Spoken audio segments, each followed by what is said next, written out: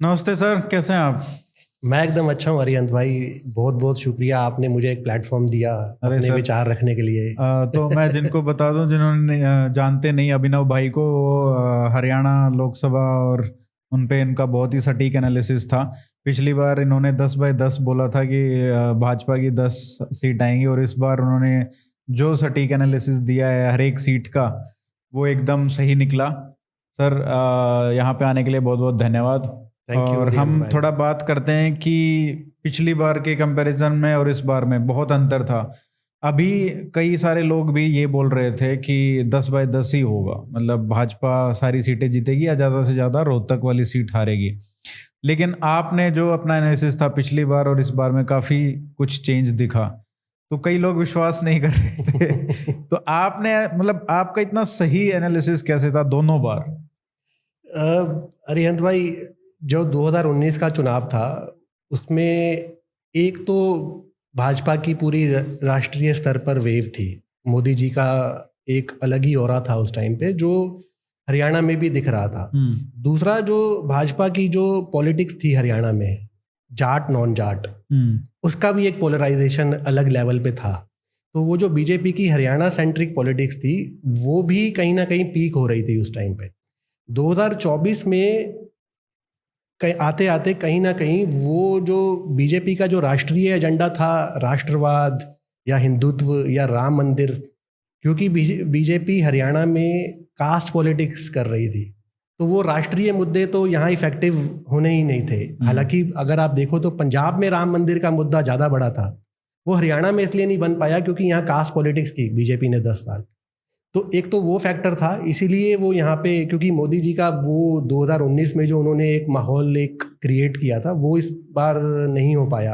हरियाणा में राष्ट्रवाद तो चल सकता है कि जहाँ पे हम राष्ट्रीय सुरक्षा और उन मुद्दों की बात करें, लेकिन जो हिंदुत्व का मुद्दा है वो शायद उतना इफेक्टिव नहीं था। Because again at the end of the day यहाँ पे कास्ट पॉलिटिक्स थोड़ी ज़्यादा हुई है पिछले 10 साल में। तो वो उस वजह से वो माहौल नहीं बना। दूसरा, एक एंटी इनकम्बेंसी जो नेचुरल है 10 साल सरकार, चाहे वो केंद्र में हो राज्य में हो, तो उसने भी कहीं ना कहीं अपना रोल प्ले किया। और मुझे ऐसा लगता है कि 3 की स्ट्रोक इवेंट थे 2019 से लेकर 2024 तक, जिन्होंने कहीं ना कहीं भाजपा का नुकसान किया। पहला था जेजेपी के साथ अलायंस। 2019 के जब विधानसभा चुनाव हुए और नतीजे वाले दिन ही जेजेपी के साथ गठबंधन बीजेपी ने कर लिया, तो दुष्यंत जो थे वो एंटी बीजेपी वोटर के सहारे 10 सीट लेके आए थे, जिन्होंने पूरी राजनीति, पूरा अपना कैंपेन एंटी बीजेपी चलाया था। उसी दिन वो बीजेपी के साथ अलायंस में आ गए। तो उनका जो वोटर था उसको कहीं ना कहीं धोखा महसूस हुआ कि ये हमारे साथ धोखा हो गया। दूसरा, बीजेपी का भी जो कोर वोटर था उसे भी लगा कि यार जिस पार्टी के साथ हम मुकाबले में थे उसी पार्टी के साथ हमने अलायंस कर लिया। ये, इसको अगर मैं कंपेयर करूं तो कहीं ना कहीं अगर बिहार में आपने आरजेडी के साथ अलायंस कर लिया या यूपी में समाजवादी के साथ अलायंस कर लिया, ये कुछ उस तरह का अलायंस था। तो दोनों तरफ के वोटर तो इससे खुश नहीं थे। तो धीरे धीरे जो जेजेपी का वोटर था उसको सबसे ज़्यादा ये एक घुटन महसूस हो रही थी कि यार हमने बीजेपी को हराने के लिए वोट किया था, लेकिन हमारा वोट नुकसान में चला गया। तो वो धीरे धीरे वोटर जो है वो कांग्रेस की तरफ शिफ्ट होने लगा।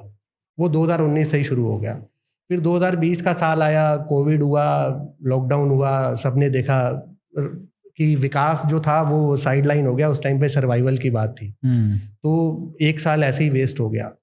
फिर उसके बाद किसान आंदोलन 2020 के अंत में शुरू हुआ। वहाँ पे फिर एक बार जो है जेजेपी का जो वोटर था वो किसान आंदोलन में भाग ले रहा था, और दुष्यंत जो थे वो अपने वोटर के भावनाओं के विपरीत जाकर बयानबाजी कर रहे थे या करवाई जा रही थी उनसे।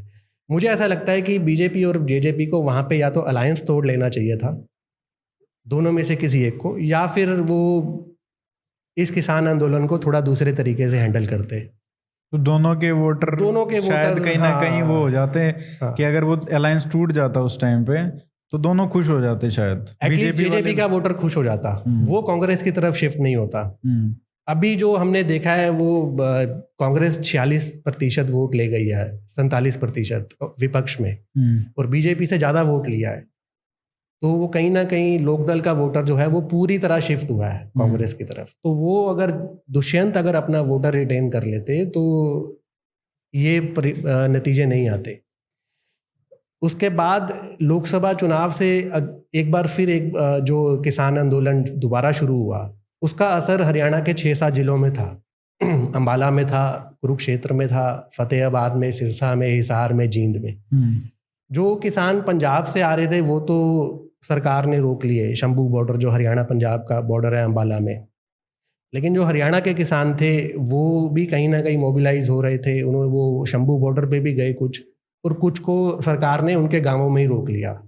तो तरह तरह के पुलिस और प्रशासन ने उनको रोकने की कोशिश की, और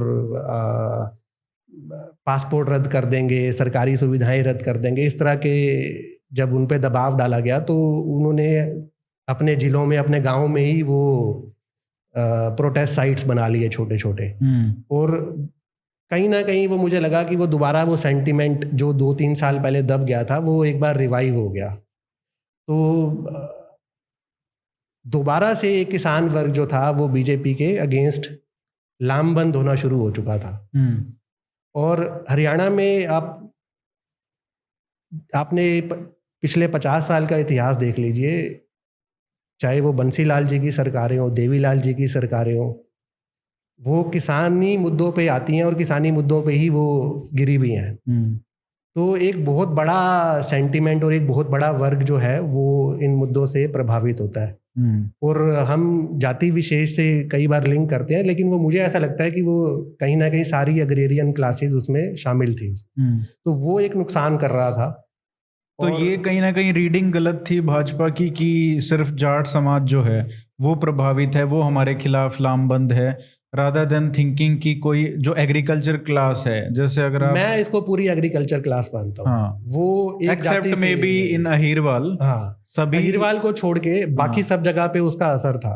लेकिन सिर्फ ये एक कारण नहीं था। उसके बाद जैसे ही चुनाव घोषित हुए तो मैनिफेस्टो आया सब पार्टियों का, और कांग्रेस ने जब एक मुद्दा बनाना शुरू किया, जब पहले दूसरे चरण से ही उन्होंने संविधान बदलने का एक कैंपेन चलाया, तो हरियाणा में जितने भी कांग्रेस के कैंडिडेट थे या इनके लोकल लीडर थे, उन्होंने इस बात को डोर टू डोर पहुंचाया कि अगर 400 पार हुआ तो बीजेपी संविधान बदल देगी, और शायद कहीं ना कहीं दलितों का आरक्षण भी चला जाएगा। तो जो दलित कंसोलिडेशन मैंने एटलीस्ट ऑब्जर्व किया हरियाणा के हर जिले में, अनप्रेसिडेंटेड था। तो वो इतने बड़े, जो अगर आप डेमोग्राफिक्स देखें तो किसान वर्ग कह लीजिए या जाट समाज कह लीजिए या दलित समाज कह लीजिए, इनका नंबर बहुत बड़ा है, लगभग 45% तो हो ही जाता है। और माइनॉरिटीज वैसे ही बीजेपी के थोड़ा सा अगेंस्ट थी, तो वो एक 50% का एक वोट बैंक खड़ा हो चुका था जो अगेंस्ट था कहीं ना कहीं। तो उसने काफी नुकसान किया है। और 25 से 30 अप्रैल के बीच में मेरा एक शादी समारोह में मैं गया था फतेहाबाद। तो मैंने देखा कि जब हम गुड़गांव से चलते हैं तो रोहतक, भिवानी, हिसार, ये सब जिले आते हैं। तो इन सब जिलों में मैंने जितने भी ग्रामीण क्षेत्रों से हम निकलते हैं जब, तो एक क्लियर सत्ता विरोधी लहर दिख रही थी। अब वो मुझे ये तो समझ में आने लगा था कि ये लोग अपना गुस्सा कहीं ना कहीं निकालेंगे। तो अब वो कितने बड़े स्तर पर निकालेंगे, क्या वो लोकसभा में शायद रुक जाएंगे या वो सारा गुस्सा विधानसभा में फूटेगा। तो वो एक जजमेंट जो था वो कहीं ना कहीं लेना था। लेकिन जैसे ही कांग्रेस ने जो अपने टिकट वितरण किया, मुझे ऐसा लगा कि उनका टिकट वितरण भाजपा से बहुत बेहतर था। उसका कारण ये था कि उनके कैंडिडेट 1 to 1 जब भाजपा के कैंडिडेट से हम मुकाबला करते हैं तो भारी थे, और एक कैंडिडेट। और बीजेपी ने जो 10 कैंडिडेट थे उनमें से 6 तो कांग्रेस की पृष्ठभूमि के थे। तो लोगों ने ये भी इस बड़ा मुद्दा बनाया कि 20 में से 16 कैंडिडेट तो वैसे ही कांग्रेस के हैं, तो इधर जिताओ या उधर जिताओ, है जीतेगा कांग्रेस ही। तो जातिगत समीकरणों पे बहुत कांग्रेस ने काम किया। सुनील कानूगोलू की एक टीम उन्होंने फरवरी मार्च से ही लगा दी थी यहाँ पे, वो माइंड शेयर, हाँ, तो क्योंकि विधानसभा चुनाव भी हैं, तो कांग्रेस इस लोकसभा चुनाव को एक प्रयोगशाला की तरह प्रयोग कर रही थी कि क्योंकि उसका जो स्टेट लेवल पे जो उसका ज़्यादा फोकस था वो विधानसभा चुनाव पे था कि कैसे परिणाम हमें मिल सकते हैं, और उसके लिए उन्होंने सोशल इंजीनियरिंग लोकसभा चुनाव में उस तरह से की, जबरदस्त करी उन्होंने। क्योंकि पहले वो अगर आप देखें वो सोशल इंजीनियरिंग केवल अहिरवाल में फेल हुई है। हाँ, नहीं, उसका फेल होने का बस एक ही कारण था, वो जो इमोशनल अपील राव इंद्रजीत ने और बाद में मोदी साहब ने आके करी वहां पे। तो मोदी पॉपुलर हैं अहिरवाल में, इसमें कोई दो तो जिनको नहीं पता है उनके लिए बता दें, इस बार कांग्रेस ने कैंडिडेट सिलेक्शन में क्या किया नया, उन्होंने नॉन जाट्स को ज्यादा टिकट, जैसे भिवानी में धर्मवीर जो जाट कैंडिडेट थे भाजपा के, उनके खिलाफ उन्होंने यादव कैंडिडेट उतारा। तो यादव कैंडिडेट उन्होंने इसलिए उतारा कि यादवों की वोट तो मिलेगी ही, और जाटों की वोट तो वैसे ही मिल जाएगी कांग्रेस को। लेकिन वही बात है, जाटों की तो मिल गई, लेकिन अहिरवाल में हार गए वो। अहिरवाल में वो लेकिन वही एक्सपेरिमेंट सोनीपत में बहुत सक्सेसफुल हुआ कि उन्होंने, भाजपा का भी ब्राह्मण कैंडिडेट था, कांग्रेस ने भी ब्राह्मण कैंडिडेट उतारा, तो वो वाला कैंसिल हो गया। और नॉन जाट्स की बहुत ज्यादा मात्रा में वोट मिली है, एससी की तो मिली, बनियाओं ने भी बहुत वोट दिया। हाँ, शहरों में भी कांग्रेस को ठीक ठाक वोट मिल गया है। जैसे मैंने विधानसभा वार हमने नतीजे जैसे देखे हैं, तो मुझे ऐसा लगता है कि कांग्रेस को शहरों में भी अपेक्षा से ज्यादा वोट मिले हैं। और राव दान सिंह को टिकट देने से कोसली में देखिए कितना बड़ा फायदा हुआ दीपेंद्र हुड्डा को, कि वहां पे दो वोट की लीड मिली है। मतलब जो लोग कह रहे थे कि पिछली बार तो 75,000 की लीड थी और इस बार 1 लाख की लीड होगी, लेकिन वो 2 लाख से दीपेंद्र जीत गए। सॉरी, 2 वोट से दीपेंद्र जीत गए। तो वही अगर हम लोकसभा वार देखें, तो अगर हम फरीदाबाद से ही शुरू करें, तो फरीदाबाद में 9 विधानसभा जो है उसमें 4 ग्रामीण पृष्ठभूमि की हैं, 5 बिल्कुल शहरी फरीदाबाद शहर के हैं। तो शहर में क्योंकि माइग्रेंट वोट काफ़ी ज़्यादा है, जो हमारा हिंदी प्रदेशों से आके बसा हुआ है। फरीदाबाद एक बहुत बड़ा औद्योगिक नगर है, तो वहाँ पे हर प्रदेश से काफ़ी लोग आके बसे हुए हैं, खासकर फरीदाबाद एनआईटी विधानसभा में। तो वो बीजेपी को वहाँ से 3 लाख का जो है मार्जिन लीड मिली है वहाँ से, तो वो अच्छी लीड थी। बिकॉज हम देखें तो जो हमारा प्रवासी वोटर है उसको हरियाणा की लोकल राजनीति से कोई लेना देना नहीं है, उसने राष्ट्रीय मुद्दों पे मोदी जी के नाम पे वोट दिया है, और उनमें योगी जी की भी काफ़ी अपनी लोकप्रियता काम करती है।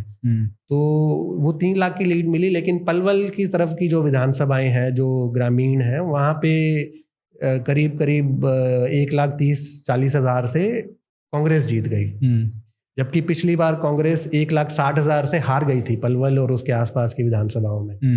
तो वहाँ पे बहुत बड़ा बदलाव आया, वहाँ पे एक कंसोलिडेशन क्लियर कट दिख रहा था, जिसमें मेव का भी था, जाटों का भी था और गुजरों का भी था। तो ये इस बार कांग्रेस की तरफ शिफ्ट हुए। तो वहां पे क्या गुज्जर वोट भी आपको लग रहा है, जैसे विधानसभा का आपने देखा? हाँ, गुज्जर कि वो भी स्प्लिट हुआ है, वो 50-50 का स्प्लिट है, 50-50 का स्प्लिट था वो। तो ये तो मतलब सिर्फ शहर ने बचा लिया, बिल्कुल शहरी कोर जो तो आप कहेंगे कि यहाँ पे भी फरीदाबाद में भी जो कांग्रेस का सोशल एक्सपेरिमेंट था वो भी काम कर गया। वो पलवल जिले में बहुत सारे कारण थे, क्योंकि जेपी दलाल का समर्थन था उनको लोकल लेवल पे, उन्होंने काफी एक्टिवली काम किया। पिछली बार वो बिल्कुल इनएक्टिव थे।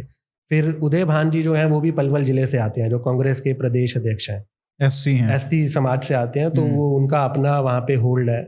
और उसके अलावा कांग्रेस ने जो पूर्व विधायक जो बीजेपी से तोड़े और वर्तमान के भी एक विधायक ने उनको समर्थन दिया, तो वो कांग्रेस वहाँ पे इंजीनियरिंग करके वोट ले गई अच्छे खासे। तो फरीदाबाद में तो क्लियर शहर ने उनको बचा लिया। गुड़गांव में भी स्थिति कमोबेश यही थी कि शहर ने जो है बीजेपी को, इस बार तो राव साहब की लीड जो लीड है मतलब रेवाड़ी से भी कम हुई है। रेवाड़ी बावल से जो जीत के आते थे इतनी भारी मात्रा में, इस बार वो लीड बहुत कम हो गई। उसके भी कई कारण है। जो गुड़गांव लोकसभा अगर हम देखें तो पिछली बार 4 लाख के करीब मार्जिन से जीत हुई थी राव इंद्रजीत की, इस बार वो 75,000 पे आ गई। कैप्टन अजय यादव जो लोकल थे उन्हें 5 लाख वोट मिले थे, इस बार राज बब्बर बाहर से आके 20 दिन में 7.5 लाख वोट ले गए। तो वो भी हैरान है कि इतने वोट मिल कैसे गए। तो उन्होंने जो ये टिकट बड़ी इंटरेस्टिंग है। ये टिकट कांग्रेस ने सोशल इंजीनियरिंग का अगर जो क्लासिक एग्जाम्पल है तो वो राज बब्बर की टिकट है। इसमें कांग्रेस ने क्या देखा कि हरियाणा में जो ओबीसी वर्ग है वो 2 तरह का है, ओबीसी ए और ओबीसी बी।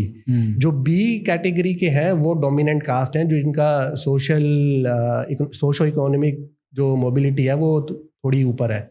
जो ओबीसी ए है वो बहुत छोटी छोटी जातियां हैं और ओबीसी में उनका न्यूमेरिकल स्ट्रेंथ बहुत कम है और वो जिसको अति पिछड़ा वर्ग हम बोलते हैं।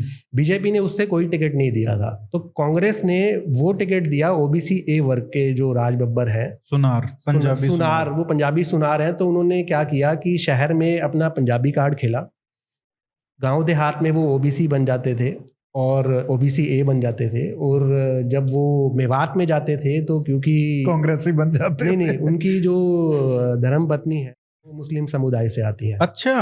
तो उन्होंने वो ये टिकट इसीलिए हर तरह के समाज को प्रभावित करने के लिए उन्होंने राज बब्बर को टिकट दिया था। ये टिकट दीपक बाबरिया ने, ये जो गुजरात से आते हैं इनके कांग्रेस के प्रभारी, प्रदेश प्रभारी, ये उन्होंने क्लियर कट हुड्डा साहब को बोल दिया था कि ये टिकट मैं ओबीसी ए वर्ग को दूंगा और कैंडिडेट हम थोड़ा सा ढूंढ के लाएंगे यहाँ के लिए। तो ये राज बब्बर की प्लेसमेंट ऐसे हुई थी। अच्छा। तो वो उन्होंने हर तरह का कार्ड खेला जहाँ पे जो फिट हो सकता था। तो उस तरह से उन्होंने ये इतने वोट प्राप्त किए। गुड़गांव शहर में उन्होंने अच्छा खासा वोट बीजेपी का शहरी इलाकों का तोड़ा है। उसकी क्या स्ट्रेटेजी थी? क्योंकि जैसे फरीदाबाद में जितनी प्रचंड जीत शहरों में हुई है, शहर वाली विधानसभा में, उतनी यहाँ पे नहीं लग रही है। उतनी यहाँ भी अच्छी खासी लीड तो मिली है भाजपा को, लेकिन पिछली बार जितनी नहीं है। फरीदाबाद में पिछली बार जितनी लीड मिली है शहर में, लेकिन गुड़गांव में नहीं मिली।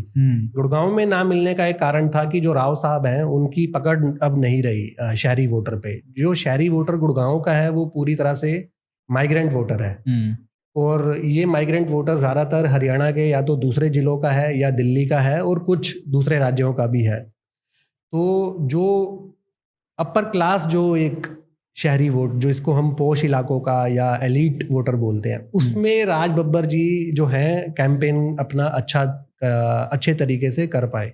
उनकी बेटी, उनके दामाद जो है तो वो भी फिल्म उद्योग से, लेकिन क्योंकि वो भी उस क्लास से आते हैं तो उनको एक कैंपेन करना का जो उनका तरीका था वोटरों से कनेक्ट बनाने का, वो कर पाए। जो राव साहब का तो कोई प्रेजेंस था नहीं सोसाइटीज़ में या गेटेड सोसाइटीज़ में या ऐसी कॉलोनीज में। यहाँ पे कांग्रेस ने प्रचार कर लिया अपना, तो वहाँ से उन्होंने कुछ वोट तोड़ा है। और रेवाड़ी जिले में जो वोट टूटा है वो अगेन वो दलित कंसोलिडेशन था वहाँ पे, और जो बावल में और पटौदी में जो जाट वोटर हैं वो भी कहीं ना कहीं कांग्रेस की तरफ शिफ्ट हुए हैं। तो इसलिए उनकी लीड कम हुई। राव साहब को लगने लगा था कि शायद ये चुनाव वो हार भी सकते हैं, ये एक नौबत ये भी आ गई थी। तो इसीलिए उन्होंने काफ़ी इमोशनल अपील करनी शुरू की कि ये मेरा आखिरी चुनाव हो सकता है, मोदी के नाम पे वोट दे दो। तो पहली बार ऐसा हुआ राव साहब को जब अपना नाम छोड़ के मोदी साहब के नाम का वोट मांगना पड़ा। तो एक मौका ऐसा आ गया था लास्ट के 15 दिन में, जहाँ पे फरीदाबाद से कृष्णपाल गुर्जर हों या इधर राव इंद्रजीत हों, इन्होंने अपनी फ़ोटो भी हटा दी थी अपने पोस्टर से। सिर्फ मोदी की फोटो से इन्होंने पूरा प्रचार किया है। और कांग्रेस के कैंडिडेट का बिल्कुल ऑपोजिट था, वो सिर्फ अपनी फोटो से प्रचार कर रहे थे। वो अपनी राष्ट्रीय लीडरशिप को पिक्चर में नहीं लाना चाहते थे, क्योंकि उनको लगता था कि वो मोदी के सामने वो कहीं वीक पॉइंट हो सकता है शहरी वोटर में। तो ये चुनाव मोदी वर्सेस महेंद्र प्रताप और मोदी वर्सेस राज बब्बर, ये इस तरह से चुनाव शेप अप हुआ एनसीआर के 2 जिलों में।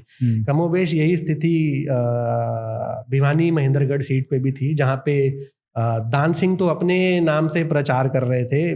धर्मवीर जो बहुत ही माहिर खिलाड़ी हैं, जिन्होंने 30 साल से चुनाव पे चुनाव जीतते चले आ रहे हैं, और बंसीलाल जी की 3 पीढ़ियों को उन्होंने चुनाव हराया है। तो इलेक्शन मैनेजमेंट में वो बहुत बड़े माहिर हैं। चुनाव कैसे लड़ना है, मैन टू मैन मार्किंग कैसे करनी है, वो एक शतरंज के खिलाड़ी हैं उसमें। तो वो अपना, उनका भी एक अच्छा खासा वोट बैंक है भिवानी और दादरी जिले में। जब उनको ये वोट बैंक भी छिटकता हुआ दिखा और अहिरवाल में उनको दिखा कि दान सिंह काफ़ी बढ़त ले रहा है, तब उन्होंने अपना नाम पीछे किया और वहाँ पे उन्होंने पहली बार 2014 और 19 में भी वो मोदी जी के नाम पे उतना वोट नहीं मांग रहे थे। पहली बार उन्होंने ये माना कि मोदी के नाम पे ही वोट दे दो। तो ये स्थिति बन गई थी। ये दक्षिण हरियाणा की जो 3 सीटें हैं जहाँ पे अगर मोदी फैक्टर ना होता शहरी वोटर में या अहिरवाल में, तो ये 3 सीटें भी हाथ से निकल जाती। और भिवानी महेंद्रगढ़ में तो ये स्थिति हो गई थी कि अहिरवाल में पिछली बार जो लीड 2.5 लाख की थी, इस बार सिर्फ 50,000 की रह गई।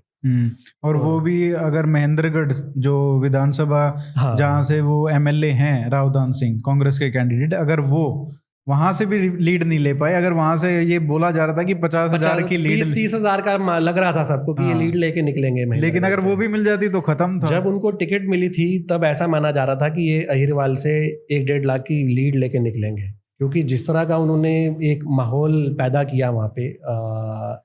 20 के 20 कैंडिडेट जो कांग्रेस और बीजेपी के थे, अगर सबसे इफेक्टिव किसी ने नॉमिनेशन फाइल किया था तो वो रावदान सिंह थे, जिन्होंने नारनौल से लेके पूरा महेंद्रगढ़ तक जाम कर दिया था।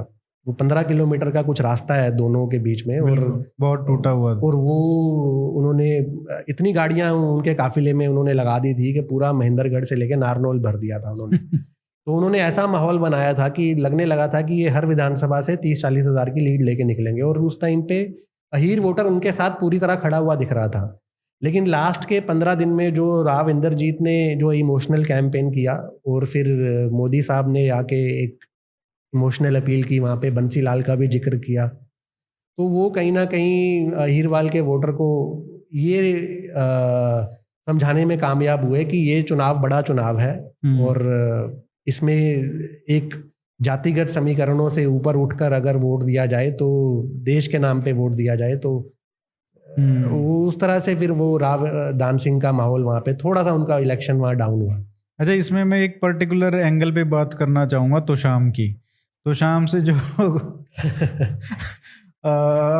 उनका फ्यूचर क्या दिखता है, क्योंकि वहाँ से आप देखेंगे कि भाजपा जीत गई है फिर से, 8,000 की शायद लीड है। तो मैडम का जो बोला जा रहा है कि क्या कांग्रेस अब उनकी टिकट भी काटेगी? अगर तो हुड्डा साहब की टिकट में चली तो काट देंगे, क्योंकि अब तो ये भी पहले जैसे बाबरिया का एक लेटर भी फेमस हुआ था, वायरल गया था, कि उन्होंने बोला था कि कोई भी विधानसभा जो लोग टिकट मांग रहे हैं, अगर उनकी विधानसभा में परफॉर्मेंस अच्छा नहीं होता है कांग्रेस का, तो उनको विधानसभा की टिकट नहीं मिलेगी। हाँ। तो मुझे ऐसा लगता है कि किरण चौधरी ने शायद ये भांप लिया है कि अगर हुड्डा साहब की चलेगी तो कोई बड़ी बात नहीं, लोकसभा के बाद विधानसभा में भी टिकट कट जाए। तो किरण चौधरी शायद अपने विकल्प खुले रख रही हैं इस समय, वो भाजपा में भी जा सकती हैं, जा सकती हैं। और ये धर्मवीर सिंह जो हैं, जिनके खिलाफ उनके परिवार का एक द्वंद्व रहा है 30 सालों से, ये अब ऐसा हो गया है कि ये अब मिल के चुनाव लड़ने लगे हैं। तो अब किरण चौधरी उनको लोकसभा में मदद कर रही हैं, धर्मवीर शायद उनको विधानसभा में मदद करेंगे, तो हो सकता है कि किरण चौधरी पाला भी बदल सकती हैं। ये अफवाह अब प्रबल है इस समय, क्योंकि वो दोनों तरह के विकल्प अब खुले रखना चाहती हैं। कहीं ना कहीं उन्होंने ये तो भांप लिया है कि शायद कांग्रेस सरकार आएगी, तो अब वो शैलजा को भी अपना नेता मानना शुरू कर दिया है उन्होंने। तो उन्होंने बोला है कि तो शाम में चौधर लाएंगे जब कुमारी शैलजा मुख्यमंत्री बनेंगी। तो कभी तो शाम में चौधर बंसीलाल परिवार लेके आता था, अब वो खुद बैसाखी पे है दूसरे नेताओं की। बिल्कुल। तो मुझे नहीं लगता कि अब किरण चौधरी और का कोई फ्यूचर कांग्रेस में है। फ्यूचर अब मुझे उतना उनका नहीं लगता, क्योंकि एक तरफ कुमारी शैलजा है, दूसरी तरफ भूपेंद्र हुड्डा है। यही 2 बड़े नेता हैं अब जिनमें मुख्यमंत्री पद की जो है लड़ाई बची है। सुरजेवाला भी कहीं ना कहीं रेस से बाहर हो गए। एक्चुअली उनका जो एक बात आ रही थी कि अगर कांग्रेस 60 से 70 सीट जो लाती है, क्योंकि माहौल तो इस तरीके का ही अभी बन रहा था, तो 2004-5 वाला सिस्टम बनेगा। वो हो सकता है। वो मेरे को भी कभी कभी लगता है कि 2005 में जैसा भजन लाल जी के साथ हुआ था, वो कहीं वो हुड्डा जी को बनाया था, इस बार हुड्डा जी के साथ वैसा ना हो जाए। एग्जैक्टली। तो वो एक्चुअली में होना है, वो अगर 67-70 सीट टाइप का कुछ मैंडेट आता है जैसे 2005 में आया था, तो मुझे नहीं लगता कि सोनिया गांधी, राहुल गांधी ये चाहेंगे कि भूपेंद्र हुड्डा फिर से सीएम बन जाए। देखिए, अगर वैसे गांधी परिवार के समीकरणों से देखें तो सुरजेवाला फिट बैठते हैं उसमें, क्योंकि वो ज्यादा नजदीक हैं और वो ज्यादा लॉयल भी हैं। अब नहीं है वो उतना। अब ये बोला हाँ, सुरजेवाला के बारे में ये बोला जा रहा है कि अब जो डाउट है उनकी लॉयल्टी पे वो बहुत हावी नहीं, मुझे नहीं लगता। मुझे अभी भी लगता है कि शायद हुड्डा जी की लॉयल्टी पे ज्यादा डाउट है। सुरजेवाला जी फिर भी गुड बुक्स में है। अच्छा। तो लेकिन क्योंकि मैंडेट, हुड्डा जी का भी बहुत बड़ा योगदान होने वाला है उस मैंडेट में, और कुछ विधायक तो सिर्फ उन्हीं के नाम पे जीत के आते हैं, और तो टिकट वितरण में भी तो इस बार वितरण में भी उन्हीं का दबदबा रहेगा। तो मुझे कम से कम 30 लोग तो उनके नाम पे जीत कांग्रेस के आएंगे। इतना बड़ा उलटफेर तभी करती अगर वो केंद्र की भी सत्ता में होती। हाँ, ये बहुत इम्पोर्टेंट है। अगर उनका हाईकमान मजबूत होता तब वो कड़ा फैसला ले सकते थे। अभी हाईकमान उतना मजबूत नहीं है कि वो, क्योंकि 30 एमएलए को इधर से लेके और उधर जाया जा सकता है। क्योंकि हुड्डा साहब भी फिर शिंदे मॉडल और दूसरे model pilot exactly Scindia model अपना सकते हैं। बिल्कुल। तो वो मुझे लगता है अभी कांग्रेस उतना बड़ा उलटफेर नहीं करेगी। अभी तो हुड्डा साहब ही प्रबल दावेदार हैं। तो हम बात वही कर रहे थे कि जो राव दान सिंह है उनका चुनाव थोड़ा सा 15 दिन लास्ट के वहाँ जाके गिरा, और फिर हालांकि दादरी और भिवानी से उनको लीड मिल गई, भिवानी जिलों से, लेकिन भिवानी से और दादरी से वो लीड नहीं मिली क्योंकि जो किरण चौधरी कहीं ना कहीं उनको नुकसान पहुंचा रही थी। तो किरण चौधरी, जेपी दलाल जो वित्त मंत्री हैं अभी नायब सैनी सरकार में, और धर्मवीर, ये एक तीनों का जो अलायंस हुआ वहाँ पे, उसने इनको कहीं ना कहीं अच्छा खासा डेंट किया, 20-25 हज़ार वोट का। अगर वो वोट स्विंग इधर आता तो शायद राव दान सिंह बहुत थोड़े वोट से चुनाव निकाल जाते। तो ये जाट बेल्ट ने तो जिता दिया था उनको, वो कहीं ना कहीं अपने ही क्षेत्र में दान सिंह को नुकसान हुआ। अब वो वही है, अपने क्षेत्र में ही देखना चाहिए उनको, क्योंकि वो तो विधानसभा भी लड़ना है अभी। विधानसभा वो लड़ेंगे, वो 3-4 बार के विधायक भी हैं वहां से, महेंद्रगढ़ से। तो अगर हम रोहतक की तरफ चलें तो यहाँ पे काफी, जब ये चुनाव शुरू हुआ था तो सबका मानना था कि अगर कोई एक सीट कांग्रेस जीत सकती है तो वो रोहतक की हो सकती है, और वो भी बहुत कड़े मुकाबले में, शायद दीपेंद्र बहुत थोड़े वोटों से जीत जाएं। लेकिन मतलब जिस तरह का माहौल दिखा इस बार वो एक तरफा ही था, और मैं खुद काफी हैरान हूँ। मुझे लगा कि शायद दीपेंद्र 55% के करीब वोट लेंगे, लेकिन वो तो 2/3 को भी पार कर दिया उन्होंने, और वो ऐसी विधानसभाओं से जीत गए जहां से जीतने की किसी को उम्मीद नहीं। मैंने भी जो मतलब पहले तो लगा था कि 20-30 हजार की जीत होगी, फिर जैसे जैसे चुनाव आता है तो 1.5 से 2 लाख 2 लाख लगने लगा, लेकिन ये तो 3.5 लाख से जीत गए। 3.5 लाख तो बहुत बड़ी जीत थी, ये अप्रत्याशित था। क्योंकि रोहतक शहर से भी वो जीत गए, वहां पे उनको मनीष ग्रोवर ने डेंट किया अरविंद शर्मा को, बिकॉज पिछले चुनाव में उन्होंने काफी दिल से मदद की थी अरविंद शर्मा की। इस चुनाव में मनीष ग्रोवर बिल्कुल हाथ खींच लिया उन्होंने। और कोसली विधानसभा में सबसे बड़ा उलटफेर हुआ है, जहाँ पे भाजपा मानकर चल रही थी कि 50,000 से लीड शुरू होगी और वो 1 लाख तक भी जा सकती है। वहां पे क्षेत्रीय जो समीकरण थे वो हुड्डा साहब ने किसी तरह मैनेज कर लिए। अब एक तो काम भी किया है पिछले 5 साल में, जगदीश यादव को वो लेके आए अपने पाले में, जिन्होंने पिछले चुनाव में अरविंद शर्मा की मदद की थी, और कहीं ना कहीं उन्होंने राव इंदरजीत से भी थोड़ा सा सेटिंग उन्होंने कर ली, क्योंकि वो यहाँ पे आए थे। लेकिन उन्होंने एक स्टेटमेंट भी दिया कि सारा फोकस जो है भाजपा का यहीं एक ही सीट पे लग जाता है, एक ही बंदे को हराने के लिए लग जाता है, जिसके कारण उसके पास सिंपैथी भी बन जाती है और पार्टी जो है दूसरी सीट पे फोकस भी नहीं करती है। हाँ, वो मैसेज तो चला ही गया, वो मैसेज चला गया था। और वो कई, जब राज बब्बर जी को टिकट मिला था तो कुछ लोग सोच रहे थे कि शायद ये एक सेटिंग है कि आपके सामने हम एक वीक कैंडिडेट देंगे और आप कोसली में से दूरी बनाए रखना। लेकिन वो सबसे ज्यादा स्ट्रॉन्ग कैंडिडेट साबित हुए उधर राज बब्बर जी। राज बब्बर जी ने काफी इस बार वोट लेकर राव इंदरजीत को भी मतलब एक बार तो परेशानी में डाल दिया था। तो रोहतक से अगर हम सोनीपत की तरफ चले, सोनीपत बहुत इंटरेस्टिंग है। वहां पे जो सोशल इंजीनियरिंग है भाजपा की वो सफल हुई, लेकिन सफीदों जहां से ये एक्सपेक्टेड था कि बहुत हजारों की लीड लेके सतपाल ब्रह्मचारी कांग्रेस जीतेगी, वो नहीं हुआ। नहीं, वो मुझे नहीं लगता था कि कांग्रेस कभी भी वहां से लीड ले पाएगी, क्योंकि सफेदों वहां से। के समीकरण कांग्रेस के फेवर में तो नहीं थे। अच्छा वहां पे जो डेमोग्राफी है सफेदों की, वो उसमें अच्छा खासा वोट भाजपा का है। अच्छा हाँ, वो तो था कि एक क्लोज चुनाव होगा, जो भी वहां से जीतेगा वो 2-4-5 हजार वोट से ही लीड लेके निकलेगा, और उतनी ही लीड भाजपा को मिली है वहां से। अप्रत्याशित जो हुआ है वो जींद शहर में हुआ है। एग्जैक्टली जींद शहर में मुझे उम्मीद थी कि भाजपा को कम से कम, बहुत अगर खराब प्रदर्शन होगा तो 10 से 15 हजार की लीड तो तब भी मिलेगी। एग्जैक्टली 20 से 25 हजार तक वो जा सकती है। लेकिन वहां पे जो लीड का नुकसान हुआ है उनको, कहीं ना कहीं शहरी क्षेत्र में भी उनको डेंट हुआ है, और गांवों में तो मैंने, जो मेरे को जितने भी इंटरनल जो मेरी ऑब्जर्वेशन रही है उसके हिसाब से, तो उनको गांवों में एक तरफा वोट ब्रह्मचारी जी को पड़ा है वहां पे। तो शहर में आके उन्होंने मुकाबला क्लोज किया। शहर में तो कभी मतलब सोचा भी नहीं होगा किसी ने कि वहां से मतलब हाँ, बीजेपी हार जाएगी। इवन गोहाना की भी, गोहाना का भी सेम है, बिल्कुल एकदम सेम स्थिति है वहां पे भी, जहाँ पे लग रहा था कि 10,000 की लीड एक भाजपा लेकर निकलेगी यहाँ से, क्योंकि 2000 से हार गए उधर, 2000 से हार हो गई उधर। तो वो भी एक अप्रत्याशित और था। वहां पे मोदी जी ने रैली भी की थी, वहां पे मोदी जी की रैली भी हुई थी। और सबसे ज्यादा अगर डेवलपमेंट के काम, इंफ्रास्ट्रक्चर के काम अगर कहीं हुए हैं तो वो सोनीपत लोकसभा में हुए। सोनीपत लोकसभा वहां से आपके कितने, आप देख लीजिए सोनीपत से गोहाना ये हाईवे भी बना है अभी, उसमें आप एक्सप्रेस वे भी ले लीजिए जो वैष्णो देवी तक जा रहा है। तो ये मतलब अलग ही चुनाव था। नहीं, वो वेव तो गांवों में तो वेव था वो। इस बार जो वोट था, हरियाणा में एक वो कहावत है, आपको तो, आप हरियाणा से हो तो आपको बहुत अच्छे से पता होगा, रड़क निकालने वाला।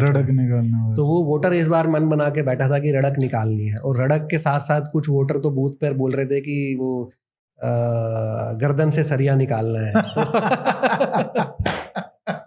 तो ये वो वाला सरिया जो खट्टर साहब ने किया था, वो वाला। जो ग्रामीण वोटर है वो काफी नाराज था। तो कहीं ना कहीं उसने वो मन बना के बैठा था कि वोट खिलाफ में ही देना है। तो दो तरह का वोटर था इस बार, एक प्रो मोदी वोटर था और एक चुनाव आते आते एंटी मोदी बन चुका था, जो चाहता था कि विधानसभा तो अलग है, उसका तो अलग हिसाब करेंगे, लेकिन एक चोट मोदी जी को भी देनी है।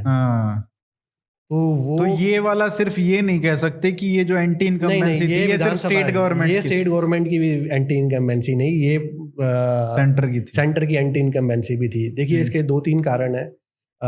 एक कारण तो ये है कि आप पंचायत से लेके पार्लियामेंट तक कोई भी चुनाव हो, आप मोदी जी के नाम पे वोट मांगते हो। और अगर हम इसको थोड़ा सा विस्तार से, अगर हम इसको गहराई से अगर एनालाइज करें, तो मैंने तीनों सरकारों को बहुत नज़दीक से देखा है।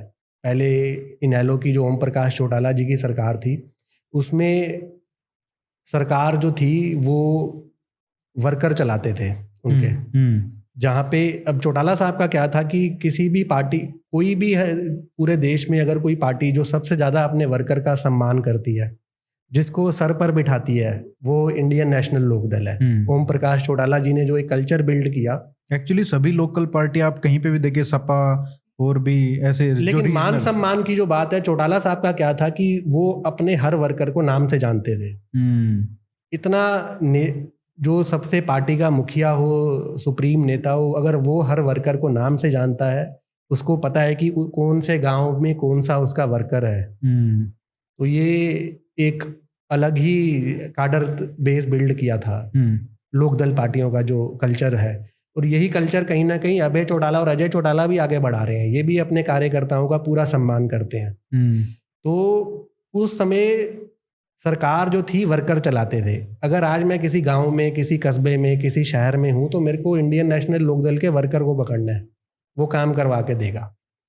फिर जब हुड्डा साहब की सरकार आई या उससे पहले की कांग्रेसी सरकारें थी, तो उस समय विधायक सरकार होता था।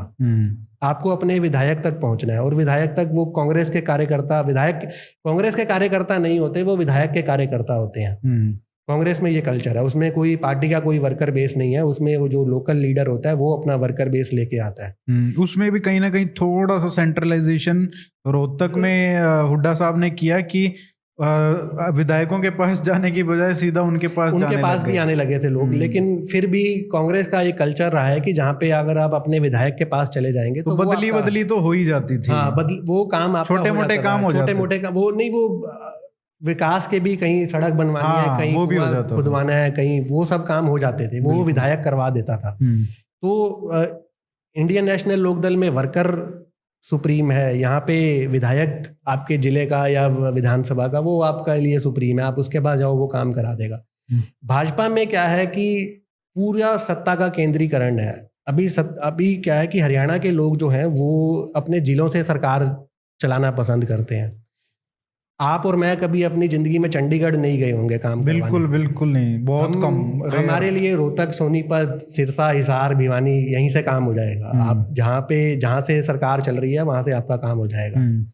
लेकिन ये पहली बार ऐसा हुआ कि एक नया प्रयोग हरियाणा के जनता ने देखा जहाँ पे सत्ता का इतना केंद्रीकरण हो गया कि विधायक के पास भी पावर नहीं है, और बीजेपी का मंत्री है तो उसके पास भी पावर नहीं है। मंत्री सिर्फ गठबंधन का अगर है तो वो शायद अपने विधानसभा में प्रभावी है। अगर वो इंडिपेंडेंट कोई मंत्री बनाया, जैसे रणजीत चौटाला जी थे, इन्होंने अपने स्तर पे काम करा दिए अच्छे खासे। जो जेजेपी के दुष्यंत चौटाला के प्रभाव केंद्र में जो चीज़ें थी वो अपने वोटर का काम करवा देते थे। लेकिन जो बीजेपी जो कोर जिसकी सरकार है, यहाँ पे विधायक भी पावरफुल नहीं है, यहाँ पे मंत्री भी पावरफुल नहीं है, यहाँ पे सत्ता जो है वो पूरा केंद्रीकरण चंडीगढ़ में हो गया।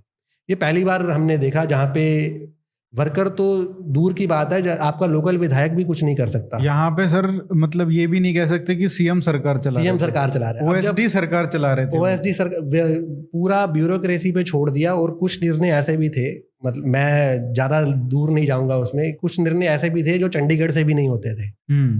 तो वो आप समझ जाओ कहाँ से निर्णय होते थे। तो वो जो लोगों ने जो लोकल पावर देखते थे, जो जनता जो लोकल पावर देखती थी, वो उसको जब अभाव उसका महसूस हुआ कि काम करवाएगा कौन। मैं आपको गुड़गांव का छोटा सा एक उदाहरण देता हूँ। हम गुड़गांव में सोसाइटीज़ में रहते हैं, यहाँ पे RWA होती हैं हर सोसाइटी की। तो RWA जब जाती है किसी लोकल ऑफिस में काम करवाने, सोसाइटी से संबंधित, आप बिजली विभाग में जाओ या आप नगर निगम में जाओ, अब GMDA एक अथॉरिटी है वहाँ पे जिसके अध्यक्ष चेयरमैन भी मुख्यमंत्री खुद है। तो GMDA में जाओ तो वहाँ पे भी मतलब वो यही जवाब आता है कि ये काम तो हमारे कार्य क्षेत्र से बाहर है, ये आप चंडीगढ़ ही जाना पड़ेगा। अब जो लोकल छोटा गली मोहल्ले का जो काम है, अगर उसके लिए भी मुख्यमंत्री की सहमति चाहिए या मुख्यमंत्री को की उसमें हस्तक्षेप चाहिए तो कैसे सरकार चलेगी। वो जो इतना सत्ता का केंद्रीकरण हुआ वो कहीं ना कहीं नुकसान हुआ भाजपा को, इसीलिए क्योंकि आप वोट जो है पंचायत से लेके पार्लियामेंट तक मोदी जी के नाम पे मांगते थे, तो वो मोदी जी को ही उसका नुकसान हुआ कि लोगों को लगने लगा कि सरकार तो फिर रिमोट कंट्रोल ही है और कोई और ही चलाता है ये। तो वो वोट की चोट जो है वो लोकसभा में भी मिली फिर इस बार। शहरों में क्या है कि उतने मुद्दे नहीं होते जितने गाँव में मुद्दे, जो लोकल सरकार पे निर्भरता जो गाँव की रहती है शहरों की शायद उतनी नहीं होती। और फिर शहर के जो समीकरण होते हैं वो कुछ अलग होते हैं, उनको इकोनॉमी और राष्ट्रीय सुरक्षा और वो सब चीज़ें ज़्यादा इफेक्टिवली, राष्ट्रीय चुनाव था तो वो उन्होंने एक्चुअली आप देखिए सबसे ज़्यादा जो वोट भाजपा को मिला है वो शहरों, वो सोसाइटियों से मिला है, सोसाइटियों से ही मिला है, जिनको उनका आउटसाइड वर्ल्ड जहाँ पे सरकार से कोई इंटरफेरेंस नहीं चाहिए होता, वो उसी ने वोट दिया है। और क्योंकि उनको सरकार के निकम्मेपन से डायरेक्ट इम्पैक्ट ही नहीं हो रहा था, वो they were living in their own bubbles. हाँ, तो वो कहीं ना कहीं भाजपा को फायदा हुआ उसका, जो एक राष्ट्रीय स्तर पर। तो वैसे भी अभी मिडिल क्लास जो है, अर्बन मिडिल क्लास है, उसमें अभी कांग्रेस को लेके उतना माहौल नहीं है और उदासीनता ही है, क्योंकि उसकी जो नीतियां हैं, आर्थिक नीतियां खास तौर पे, वो अभी उससे मिडिल क्लास रिलेट नहीं कर पाता। तो उसकी वजह से बीजेपी को शहरों में अच्छा खासा वोट मिल गया, जिसकी वजह से जो शहरी सीटें थी, जो 4 ऐसी सीटें थी जहाँ पे किसान आंदोलन का कोई इम्पैक्ट नहीं था, वो सीटें भाजपा ने जीत ली। गुड़गांव, फरीदाबाद, करनाल और कुरुक्षेत्र में इम्पैक्ट जरूर था, लेकिन वो अभय चौटाला जी के जीतने नहीं थी, वो हारनी वो सीट भी भाजपा के अगेंस्ट बहुत बड़ा वोट बैंक था, लेकिन अभय चौटाला जी ने वहाँ जाके उसी पे डिस्कस कर उसी पे, लेते हैं हाँ। अभी। हाँ, सोनीपत कुरुक्षेत्र के में, बाद। सोनीपत के बाद करनाल एक सीट है जहाँ पे पानीपत शहर और करनाल शहर से बहुत बड़ी लीड मिलनी थी भाजपा को, क्योंकि 10 साल मुख्यमंत्री रहे हैं वहाँ से, और जो थोड़ा बहुत उनका काम कराने का जो तरीका था या जो सरकार चलाने का तरीका था, तो वहाँ पे फिर भी लोगों को लगता था कि चलो अपना मुख्यमंत्री है, तो उसका फ़ायदा उनको मिलना था। तो वो खट्टर साहब खुद वहाँ पे थे। हालांकि दिव्यांशु बुद्धि राजा ने बहुत अच्छा चुनाव उठाया अपना, और एक समय आ गया था कि ऐसे लगने लगा था कि शायद वो शहरों में वोट डिवाइड करेंगे, लेकिन मराठा वीरेंद्र वर्मा जो तीसरे कैंडिडेट थे एनसीपी के टिकट पे, उनका लोकल प्रभाव तो है, वो पहले भी 1-1.5 लाख वोट लेते रहे हैं, और रोड समाज से आते हैं, जो अभी कोर बीजेपी का वोटर है इस समय। तो ऐसा लग रहा था कि शायद मराठा वीरेंद्र वर्मा को भी अच्छे वोट मिलेंगे, लेकिन उन्होंने जो कुछ टिप्पणियां ऐसी की, जातिगत टिप्पणियां, जिसकी वजह से शहरी लोगों को लगने लगा कि 2 की लड़ाई में कहीं तीसरा बाजी ना मार जाए, तो उन्होंने फिर वापस खट्टर साहब की तरफ लास्ट के 4-5 दिन में अपना रुख बनाया और उनको जिता दिया वहां से। बट आर यू सरप्राइज्ड कि 9 की 9 विधानसभा में खट्टर साहब जीत के? मुझे 2 विधानसभाओं से उम्मीद थी कि शायद वो हार जाएंगे, एक नीलोखेड़ी और एक असंध, लेकिन आप देखें मार्जिन बहुत थोड़ा है। असंध में 1500 का है और नीलोखेड़ी में 10,000 का है।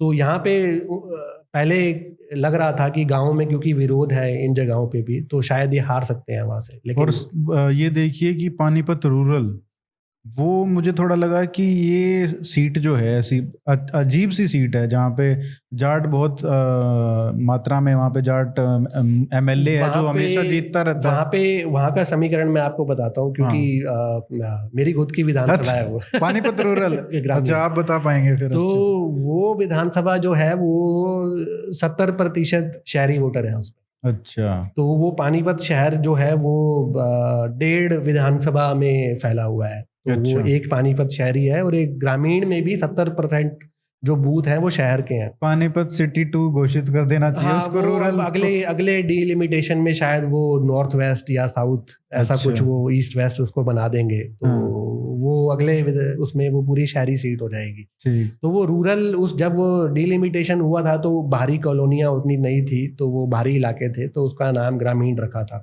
तो वहां से, क्योंकि वो शहरी वोटर ही है, तो वहां से लीड मिलनी थी उनको। वो जिसको आप जाट उम्मीदवार कह रहे हैं, वो कमलेश ढांडा, ये सॉरी महिपाल ढांडा, उनका अच्छा प्रभाव है शहरी वोटर में। अच्छा। वो समाज सेवी भी हैं और उनका होल्ड अच्छा है उनका शहर में। तो बिजनेसमैन भी हैं वो, तो जो प्रवासी जो वोटर है वो भी उनका मैनेज्ड है।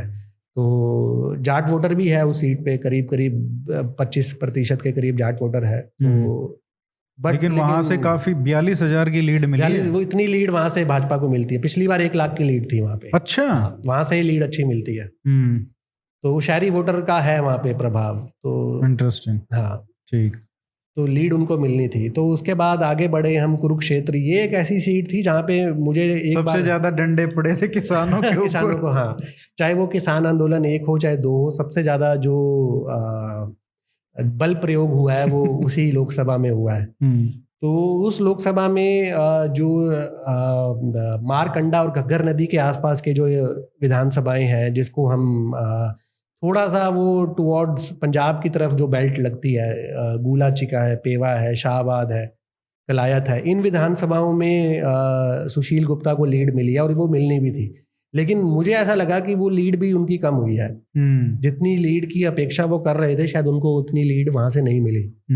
और उसका एक कारण ये था कि नवीन जिंदल की जो अपनी छवि है वो बहुत अच्छी है। नवीन जिंदल का जो 10 साल का कार्यकाल था पूर्व में सांसद का, वो एक परफॉर्मिंग एमपी थे, और उनका वो समाज सेवा का काम उनका चलता रहता है। वो एमपी हो ना हो, उनका एक अपना मशीनरी है जो एक्टिव रहता है। और वो उन्होंने खुद के जब वो एमपी लैड से जो फंड आते थे, या खुद के भी फंड लगा के वो पार्क को डेवलप करना, और शादी ब्याह में जाना, और किसी के यहाँ शोक सभा में जाना, वो सब उनका चलता था। तो वो काफ़ी इनकी इमेज बहुत अच्छी है। पैसे की उनको कोई कमी नहीं है, तो वो फिर आउटफ्लो उनका बना रहता है और वो काम वहाँ कराते रहते हैं। तो उनको जो और एक बहुत बड़ा कारण ये भी था ना कि जो रूरल एरिया से 70-80 हजार वोट जो अभय चौटाला लेके अभय चौटाला ने जो गांव में डेंट किया, खास तौर पे कलायत में, लाडवा में, वो कहीं ना कहीं सुशील गुप्ता को नुकसान हुआ। 80,000 वोट लिए हैं सुशील गुप्ता के, जो काटे हैं अभय चौटाला ने, और जीत 30,000 से हुई है नवीन जिंदल की। तो वो कहीं ना कहीं अभय चौटाला ने समीकरण बिगाड़ दिया, नहीं तो ये सीट भी हार जाती बीजेपी कहीं ना कहीं, या और कोई भी कैंडिडेट अगर भाजपा उतारती तो भी हार जाती वहां से। हाँ, अगर और कोई नवीन जिंदल की जगह कोई भी कैंडिडेट होता, इवन नायब सैनी भी कैंडिडेट होते, तो ये हार जाते। वो जो नवीन जिंदल खुद का 50-60 हजार 70 हजार वोट जो लेके आते हैं अपनी गुडविल पे, वो वोट ने उनको बेड़ा पार करा दिया उनका इस चुनाव में। तो इसीलिए शायद भाजपा भी ये चीज समझ चुकी थी कि यहाँ पे कोई भी कैंडिडेट नहीं चलेगा। उन्होंने किसी भी तरह नवीन जिंदल को मनाया। वो 3 महीने से उस पे काम चल रहा था उनको मनाने का, तो फाइनली उनको मना पाने में कांग्रेस वाले भी रिलीव्ड होंगे कि चलो भाजपा जीत गई, ये आम आदमी पार्टी नहीं जीती। हाँ, कहीं ना कहीं उनके मन में भी रहा होगा कि अगर ये भी कॉम्पिटिटर बन जाती, क्योंकि वो ओवरलैपिंग वोट बैंक ही है दोनों का। बिल्कुल। तो आगे हम अंबाला की तरफ चलें तो वहां पे most shocking result by the way, सब लोग बोल रहे थे कि अगर 5-5 6-4 भी होगा तो उसमें भिवानी ज्यादा चांसेस हैं जीतने के, हिसार के ज्यादा चांसेस हैं, वो हो गया। लेकिन ये किसने सोचा था? ये तो मान के चलते अंबाला का खबर आनी शुरू हो गई थी। मैंने चुनाव के बाद भी मैंने एक ट्वीट किया था कि यहाँ पे कुछ खेल हो गया है, क्योंकि वहाँ पे जो खबर थी कि एक वो बेल्ट है जो जिसको लोअर शिवालिक बोलते हैं, वो नीचे से चलती है, शिवालिक जो पहाड़ी है हमारी हिमाचल में, वहाँ से वो कालका से चलती है और उसमें 4-5 विधानसभाएं लगती हैं। जगाधरी उसमें आता है, नारायणगढ़ है और साडोरा है, मुलाना है, ये सारी ग्रामीण जो विधानसभाएं हैं वो उसी रेंज में है। और वो जगाधरी से आगे फिर सहारनपुर होते हुए और नगीना, बिजनौर, वहां तक जाती है वो लोअर शिवालिक बेल्ट। तो वो एक दलित जो वोटर है वो बहुत ज़्यादा है। वो सारी ज़्यादातर सीटें वो रिजर्व्ड है वहाँ पे, और एक माइनॉरिटी का भी थोड़ा वोट बैंक है उस तरफ। तो वहाँ पे एक कंसोलिडेशन था जो दलित का था, और फिर गुजर भी वहाँ पे गुजर भी नाराज थे उस बेल्ट में। तो वो एक कंसोलिडेशन ने कांग्रेस को वहाँ एक मुश्त होके वोट डाला। तो उन विधानसभाओं में अच्छी लीड वरुण मुलाना लेके निकले, और वो बीजेपी की कैंडिडेट भी थोड़ी वरुण मुलाना के, मतलब वो तो वरुण मुलाना एक तो यंग थे और काफी कनेक्टेड रहते हैं, अपने काम भी बहुत अच्छा करते हैं। विधानसभा में 1-2 बार उनको बेस्ट परफॉर्मिंग MLA का उनको अवार्ड भी मिला है। तो वो कहीं ना कहीं वरुण मुलाना की छवि जो है वो एक युवा नेता की है, एक एनर्जेटिक नेता की है। और बंतो कटारिया के जो पति थे, 10 साल MP रह गए, 15 साल MP रहे वो। हाँ, 15 साल 10 साल लगातार कुछ काम ज्यादा हुए नहीं, और एंटी इनकम्बेंसी थी, लेकिन पता नहीं क्यों बंतो कटारिया का कोई कनेक्ट नहीं था वहाँ पे। और 2-3 कारण और भी थे वहाँ पे। कैंडिडेट भी कमजोर था, फिर एक कंसोलिडेशन भी हुआ, और एक जो सबसे बड़ा कारण जो शायद कोई भी डिस्कस नहीं कर रहा, किसी भी मीडिया ने डिस्कस नहीं किया, वो अनिल विज फैक्टर था। यस, अंबाला कैंट से सिर्फ 3,000 वोटों से, अंबाला कैंट से 3,000 वोटों से सिर्फ बीजेपी जीती है, जहां से उनको कम से कम 40-45 हजार की लीड की उम्मीद होगी। अंबाला सिटी में तो हार गई बीजेपी।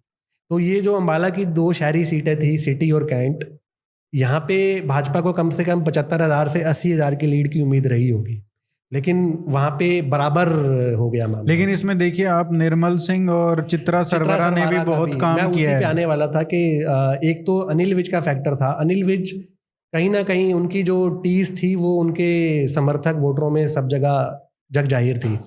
और अनिल विज एक ऐसे नेता हैं जिनकी जो इमेज है, जिनकी जो पॉपुलैरिटी है, वो अक्रॉस हरियाणा अगर कोई एक बीजेपी का लीडर जो थोड़ा पॉपुलैरिटी रखता है वो अनिल विज है। और यही बात तो कह रहे थे लोग कि खट्टर को हटा के अनिल विज को लेके आना, मुख्यमंत्री की ज्यादा बहुत इम्पैक्ट पड़ता उसका। अगर वो उनको बनाते तो शायद लगता कि मेरिट पे कोई बीजेपी ने मुख्यमंत्री फाइनली एक्चुअली 7-8 सीट निकल जाती भाजपा की। अगर अनिल विज को बनाते तो शहरी वोटर शायद और उत्साह के साथ निकल के आता। और अंबाला तो नहीं हारती, अंबाला नहीं हारती बीजेपी किसी भी हाल में, और कहीं ना कहीं उसका फर्क दूसरी सीटों पे भी पड़ता। तो एक वो नुकसान तो बहुत बड़ा हुआ है उनका। और मैं ये मानता हूँ कि जो पंजाबी समाज है वो खट्टर साहब को अपना नेता उतना उस स्केल पे नहीं मानता जितना वो अनिल विज को मानता है। तो अगर वो अभी हैंडल नहीं हुए तो वो विधानसभा में भी बहुत बड़ा नुकसान उसका होने जा रहा है भाजपा को। तो वो एक फैक्टर था।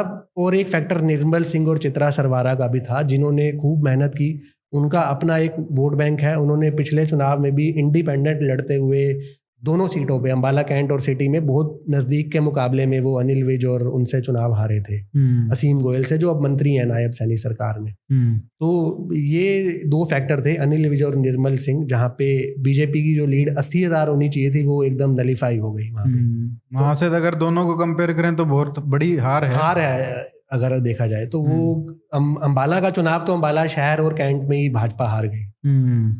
तो उसके बाद अगर हम सिरसा की तरफ चले, ये एक ऐसी सीट थी जहाँ पे कैंडिडेट मांग के लोगों ने लिया। कैंडिडेट तो लोगों ने सोनीपत का भी मांगा और भिवानी का भी मांगा और फरीदाबाद का भी। नाम पब्लिक से आए थे, ये महेंद्र प्रताप का हो चाहे राव दान सिंह का हो। ब्रह्मचारी जी का नाम एक ये जरूर था कि जीन से ब्राह्मण देने का नारा चला था, जीन से ब्राह्मण, जीन जिले से ब्राह्मण। तो वो फिर कहीं ना कहीं जीरो डाउन जो किया कांग्रेस ने, वो ब्रह्मचारी जी पे किया, जो हरिद्वार में की राजनीति करते हैं। वहाँ पे एक्चुअली में हारे, वहाँ पे 2 चुनाव हारे हैं वो। तो फिर लेकिन वहां से लेके उनको किस्मत है। हाँ, उनको, क्योंकि वो जींद जिले की उनकी पृष्ठभूमि है, तो इस वजह से। तो कुमारी शैलजा अंबाला से चुनाव लड़ना चाह रही थी, क्योंकि 10 साल से तो वो यहीं से चुनाव लड़ रही थी। तो कहीं ना कहीं फिर जब सिरसा से उन्होंने आवाज़ें सुनी तो उनको भी लगने लगा कि अंबाला से ज़्यादा सुरक्षित सीट ये है। क्योंकि जहाँ पे वोटर खुद बोल रहा है कि हमने भाजपा को हराना है, यहाँ से कुमारी शैलजा उम्मीदवार होनी चाहिए अशोक तंवर के मुकाबले। तो वो तो जिस दिन उनकी टिकट फाइनल हुई थी, ये लगने लगा था कि ये सबसे मार्जिन का खेल था, और ये लगने लगा था कि हरियाणा में शायद सबसे बड़े मार्जिन से जो जीत होगी वो कुमारी शैलजा की होगी। तो वो तो पूरा एक एंटी बीजेपी वेव सेंटीमेंट अगर कहीं विजिबल था तो वो सिरसा लोकसभा में था, जहाँ पे नो की नो, चाहे शहरी विधानसभा हो, ग्रामीण विधानसभा हो, लोगों ने बस मन में विचार में बना रखा था कि यहाँ से हराना है। तो वो तो एक फॉर्मेलिटी ही वहाँ पे उन्होंने कोई, आप देखो तो कुमारी शैलजा ने कोई ऑफिस भी नहीं खोला किसी विधानसभा में, कोई बहुत लंबा चौड़ा उन्होंने प्रचार भी नहीं किया। वो तो एक सीट जो थी बस उनको मिल गई। और इसी तरह से नवीन जिंदल के लिए भी बोला जाता है कि अगर वो कांग्रेस की टिकट पे चुनाव लड़ते तो वो घर बैठे लोगों का बोलना था, घर बैठे इनको चुनाव जिता देते। शायद कहीं ना कहीं सुशील गुप्ता का चुनाव लड़ना भी नुकसान किया, क्योंकि वहां से वो ना तो जातिगत समीकरणों में फिट बैठते थे और वो थे भी आम आदमी पार्टी से, जिसका कोई बेस नहीं है। तो अगर नवीन जिंदल कांग्रेस से चुनाव लड़ते तो फिर वो एक तरफा कुरुक्षेत्रा सीट भी जीतते। तो ये एक सेंटीमेंट था उस पूरे इलाके का, जो उत्तर हरियाणा की तरफ जो पड़ता है। और फिर लास्ट एक सीट है हिसार, जो बड़ी रोचक जहां मुकाबला हुआ। हिसार का मैं बताऊं आपको, एक बार ऐसा लगा था जब जेपी को कैंडिडेट बनाया था, क्योंकि बहुत लोग नहीं जानते होंगे, हिसार कांग्रेस खत्म हो चुकी थी। 20 साल के बाद कांग्रेस वहां पे जीती है। जब से भजनलाल जी छोड़ के गए थे कांग्रेस को, तब से हिसार में कांग्रेस खत्म थी। हाँ। तो ये एक रिवाइवल है, ना केवल कांग्रेस का बट जेपी का भी, जो लगातार चुनाव पे चुनाव हार रहे थे। अभी 2022 के नवंबर में ही तो आदमपुर से चुनाव आ रहे थे, और वहां से इस बार लीड लेके निकले हैं। सबसे बड़ी चमत्कार हुआ है। हाँ। ये जब जेपी को टिकट मिला तो पहले 4-5 दिन तो उनका चुनाव ऐसे उठा था एकदम, कि ऐसे लगने लगा था कि रॉकेट की तरह ये तो यहाँ से जीतेंगे। और फिर जब धीरे धीरे चुनाव सेटल होना शुरू हुआ, नॉमिनेशन हो गया, तो कहीं ना कहीं जो जेपी के जब वो इतने साल एमपी भी रहे हैं, एमएलए भी रहे हैं, तो उनके अगेंस्ट भी काफ़ी लोग थे। तो उनके विरोध की भी स्वर निकल के सामने आने लगे। और कुछ जगह पे उन्होंने कुछ स्टेटमेंट्स भी ऐसे दिए, कई जगह वोटर से उलझ गए वो, जिसके लिए वो मशहूर है। हाँ, वो तो दिल की बात बेधड़क होके बोलते हैं, वो उतना सोचते नहीं है कि क्या। तो उनका एक चुनाव लड़ने का अपना तरीका है। तो जेपी का कहीं ना कहीं सबको लगने लगा था कि ये शायद चुनाव अब गिर रहा है इनका, और रणजीत चौटाला जिनकी छवि थोड़ी बेहतर है, और फिर उनके पास देवीलाल परिवार की एक लेगेसी भी है, तो शायद वो ये चुनाव निकाल के ले जाएंगे। तो लेकिन जेपी तो फिर जेपी हैं, उनका चुनाव लड़ने का अपना तरीका है। वो उनका मैं कैंपेन काफ़ी मैंने ऑब्जर्व किया कि वो हर वो प्रेस कॉन्फ्रेंस बहुत करते हैं, प्रेस के साथ उनको बात करने का, और फिर वो हरियाणवी लहजे में जो वो अपने वन लाइनर पंच या वो ऐसा मारते हैं, तो वो उनका कनेक्शन एक अलग तरीके का है। तो उन्होंने, वो बहुत कॉन्फिडेंट थे, वो हर प्रेस मीट में बोलते थे कि आदमपुर तो मैं जीत के दिखाऊंगा, आदमपुर मैं जीत के दिखाऊंगा। फिर वो नलवा पे भी बोलने लगे कि ये आदमपुर नलवा ये सारी बेल्ट, ये बोले कि ये आपके मैं होश उड़ा दूंगा जब यहाँ से चुनाव के नतीजे आपके सामने आएंगे। तो फिर भी लोगों को लगता था कि नहीं, आदमपुर नलवा तो कुलदीप बिश्नोई का अपना वहाँ पे वोट बैंक है और भाजपा का भी वोट बैंक है, फिर वहाँ पे जातिगत समीकरण भी भाजपा के फेवर में है, तो ये कैसे चुनाव जीतेंगे वहाँ से। तो पर उन्होंने वो कर दिखाया जो किसी को उम्मीद नहीं थी। तो जब चुनाव हुआ, ख़त्म हुआ, तो उसके बाद भी मैंने देखा कि वो काफ़ी सक्रिय थे। तो वो अपनी काउंटिंग एजेंट्स उन्होंने बना रखे थे, उनको ट्रेनिंग दे रहे हैं कि काउंटिंग में क्या क्या चीज़ों का आपको, एक SOP बना रखी थी उन्होंने पूरी, एक पूरे पैम्फलेट वो बांट रहे थे। ट्रेनिंग 3 दिन तक उन्होंने दी और बोला कि कुछ भी गड़बड़ हो सकती है। उन्होंने अपनी टीम लगाई, वो अपनी टीम कलायत से लेके आए थे, कैथल से लेके आए थे, और पूरा चुनाव उन्होंने माइक्रो मैनेज किया। उन्होंने लोकल कांग्रेसी को अपने साथ उतना नहीं लगाया, क्योंकि उनको पता था कि ना तो वो एक्सेप्ट करेंगे इन्हें, और दूसरा कांग्रेस थी भी नहीं वहाँ पे, तो वो उतना विश्वास नहीं था उनको, क्योंकि वो हिसार एक ऐसा जिला बन चुका था जो लोकदल वर्सेस भाजपा ही हो रहा था पिछले 10 साल से। तो कांग्रेस तो थी नहीं वहाँ पे, वो जो कांग्रेस जो थी वो एक कुलदीप बिश्नोई थे बस अपनी सीट के लिए, और वो भी अब भाजपा में आ गए थे। तो उन्होंने अपनी टीम लेके आए और एक एक बूथ को उन्होंने मैन टू मैन मार्किंग की। उनका एक चुनाव लड़ने का तरीका जो आई थिंक सभी कैंडिडेट्स को उनसे सीखना चाहिए, वो बूथ लेवल पे मार्किंग करते हैं कि मेरा वोटर, पोटेंशियल वोटर कहाँ पे है। अच्छा, हाँ, तो वो बूथ के हिसाब से चलते हैं, और वो जातिगत समीकरण भी देखते हैं कि किस बूथ पे कैसा डेमोग्राफी है, तो वो प्रचार भी उसी तरह से करते हैं, और फिर वो मान के चलते हैं कि मेरा पोटेंशियल वोटर किधर है, किधर मेरे को ज़्यादा मेहनत करनी है। तो उन्होंने जब चुनाव हुआ तो उन्होंने बाइकों का प्रबंध किया, इलेक्शन वाले दिन ट्रैक्टर ट्रॉलियों का प्रबंध किया कि वोटर को मोबिलाइज करने के लिए कोई वोटर छूट ना जाए।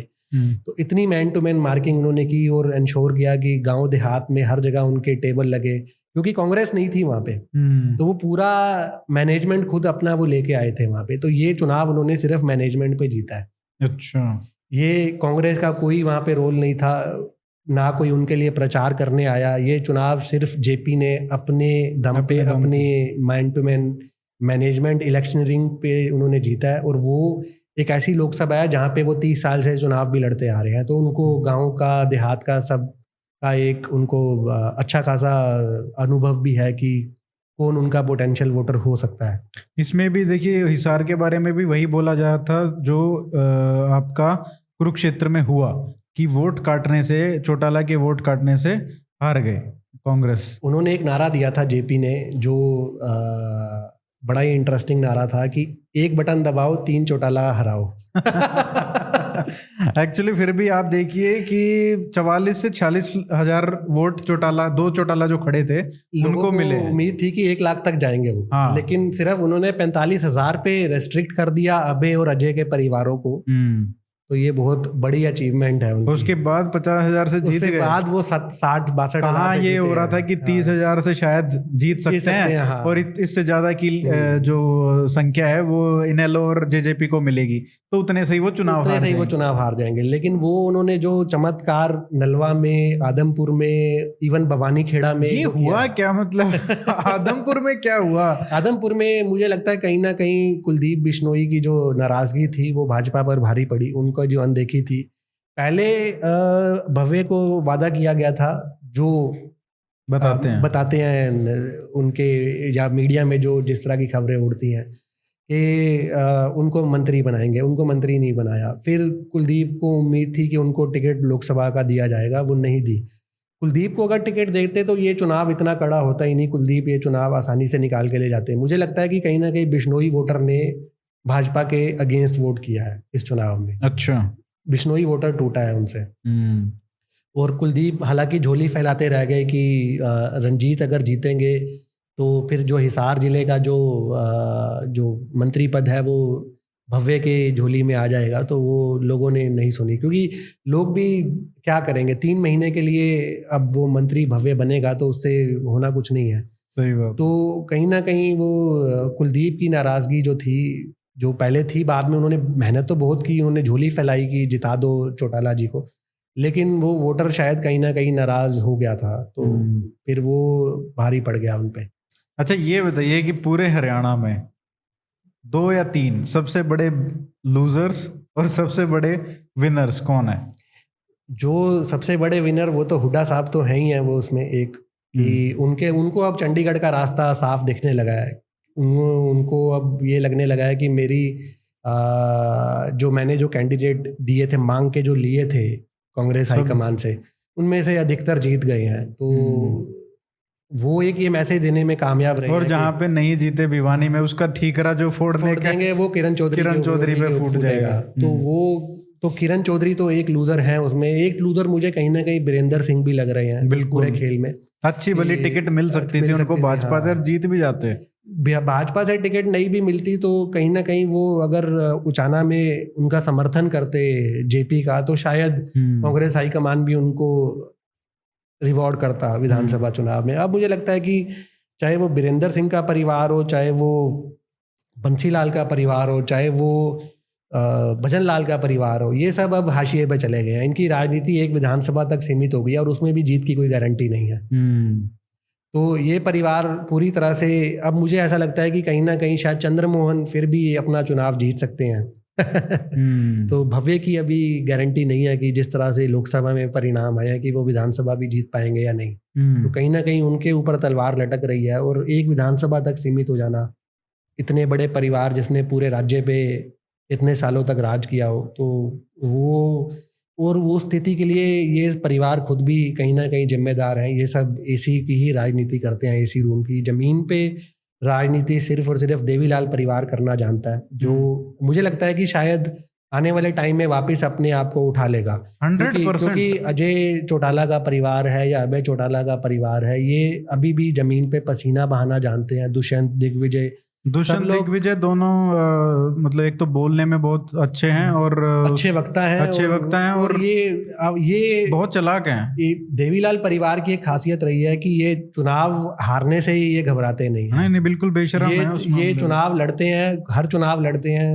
चुनाव हारो जीतो उनको नतीजों से फर्क नहीं पड़ता, वो अपनी उपस्थिति दर्ज जरूर कराते हैं। मुझे जैसे आपने एक वो वीडियो देखा होगा, जो एक लड़का था जो उनकी मजाक उड़ा रहा था दुष्यंत का कि बूढ़ी बन गई, उसके साथ भी उन्होंने वीडियो बना लिया उसने।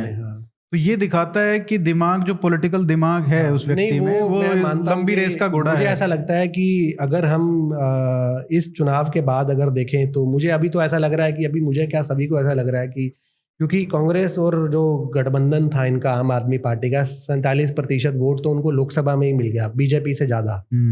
तो विधानसभा में तो क्या होने जा रहा है अभी हम कल्पना नहीं की जा सकती। तो पर ये अब सबको लगने लगा है कि ये कांग्रेस की सरकार अब आने जा रही है। तो इससे क्या होगा कि अब जो और लोग जो हैं, कि भाजपा को अब जो उसके लिए चुनौती जो है, अब वो दूसरा पोल बने रहे, उसके लिए उसको एक लोकल नेता अब चाहिए होगा। 2014 में हरियाणा की जनता ने जो वोट किया था वो मोदी जी को नेता मानकर किया था। फिर 10 साल निकल गए, कोई एक ऐसा नेता वो हरियाणा में नहीं बना पाए जो जमीन से जुड़ा हुआ हो, या जो 10% वोट भी जो वोट शेयर ला तो छोड़ो, कम से कम 2-3 जिलों को ही प्रभावित कर दे। तो वैसा भी नहीं कुछ हुआ, और एक चंडीगढ़ से ही सरकार चलती रही, और वो लोगों को ऐसे लगने लगा कि कोई सरकार ही नहीं है यहाँ पे।